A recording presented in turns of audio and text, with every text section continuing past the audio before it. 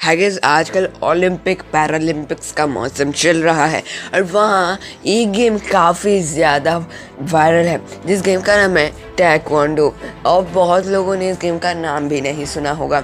और साथ ही साथ इसके अलावा भी एक और इसके ही सेम टाइप का गेम है जो कि है कराटे, जो कि घर में बिना सोचे समझे जब फ्री रहता है तब खेलना स्टार्ट कर देता है।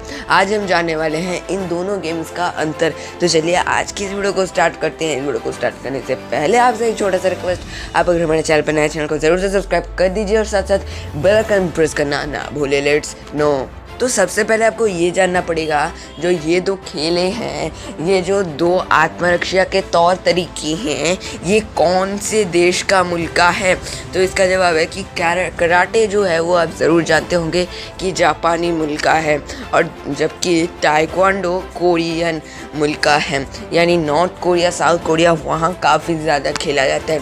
इसका मतलब ये नहीं कि चाइना और जापान पे खेला नहीं जाता। टोक्यो 2020 में तो काफ़ी ज़्यादा खेला जा रहा है और काफ़ी ज़्यादा कंट्रीज़ इसमें मेडल्स जीत रहे हैं। तो चलिए आपको बता दें कि कराटे का शुरुआत कैसे हुआ था। कराटे रिको डीप समूह में विकसित हुआ, जबकि 3 कोरियन राज्यों की आपसी प्रतिद्वंदिता ने कई मार्शल आर्ट्स का विकास किया, जिसने अंतत आधुनिक ताइक्वांडो को आकार दिया। आपको बार बार बताया जा रहा है कि ताइक्वांडो और कराटे एक नहीं है। आप सभी लोग बहुत बार देखते हो कराटे वर्सेस कुंग फू, इस टाइप से आप देखते हो, लेकिन ताइक्वांडो के साथ बहुत ही कम आप लोग देखते हो।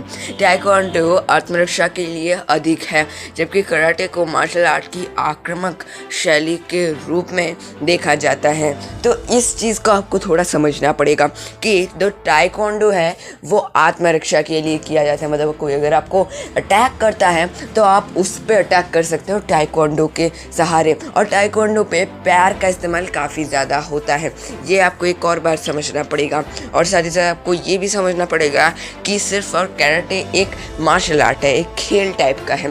कराटे से आप शायद ही आत्मरक्षा कर सकते हो, आप शायद ही खुद को प्रोटेक्ट कर सकते हो। इसलिए कराटे और ताइक्वांडो का जो धरन है वो तो एक है, लेकिन खेल एक जैसा नहीं है।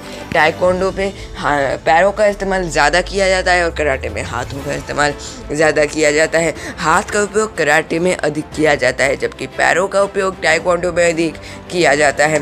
ताइक्वांडो एक मार्शल आर्ट है जिसमें कोरिया के 3 पुराने मार्शल आर्ट जैसे ताइक्वाइन, ताइक्वान और सुबक से प्रभाव पड़ता है।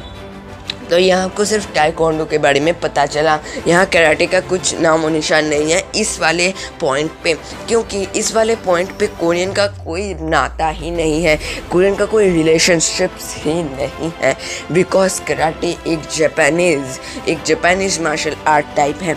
इसलिए आपको ये लाइन ज़्यादा समझने की ज़रूरत नहीं है, बिकॉज ये उतना भी ज़्यादा इंफॉर्मेटिव नहीं है। इसलिए इसको आप ज़रा सा सुन लीजिए तो आपको आगे आके बहुत ही ज़्यादा अच्छे तरीके से समझने का बहुत ही ज़्यादा अच्छे तरीके से समझ सकते हो आप।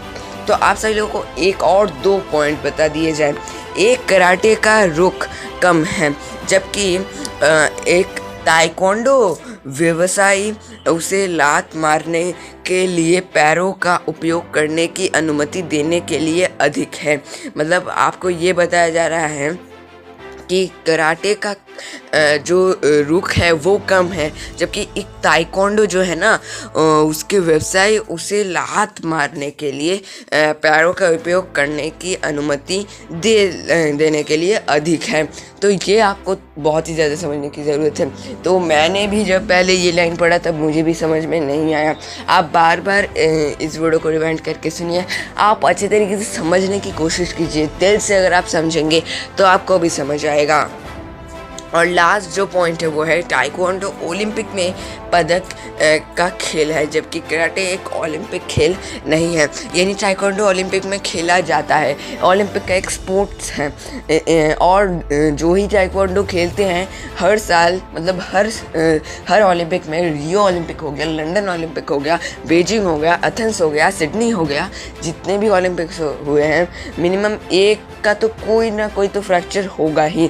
फ्यूचर में भी जो होगा, अभी तो टोक्यो हो रहा है, आगे पेरिस, लॉस एंजलिस, ब्रिस्बेन, जो भी होने वाला है, मतलब ताइक्वांडो काफ़ी ज़्यादा खतरनाक है और कराटे उससे भी ज़्यादा खतरनाक है, लेकिन उसको सिर्फ और एक मार्शल आर्ट ही माना जाता है, इसलिए उसको यूज़ नहीं किया जाता ओलंपिक में। तो आपको ज़रूर समझ में आ गया होगा कि ताइक्वांडो और कराटे में क्या फ़र्क होता है। अगर आपको समझ में आ गया है तो वीडियो को एक लाइक ज़रूर से कर दीजिए। चैनल पर नए चैनल को ज़रूर से सब्सक्राइब कर दीजिए, क्योंकि हम ऐसे ही वीडियोस लाते रहते हैं रेगुलर। तो मिलते हैं अगले वीडियो पे। अगर आपको समझ में नहीं आया है तो आप लोग फिर से वीडियो को रिवाइंड करके देख सकते हैं, या फिर अगर आपको फिर से समझ में नहीं आता तो फिर से रिवाइंड करके देखिए, या फिर आप गूगल करके देख सकते हैं ताइक्वांडो वर्सेस कराटे। तो मिलते हैं अगले वीडियो पे, तब तक के लिए टाटा बाय बाय, जय हिंद, वंदे मातरम।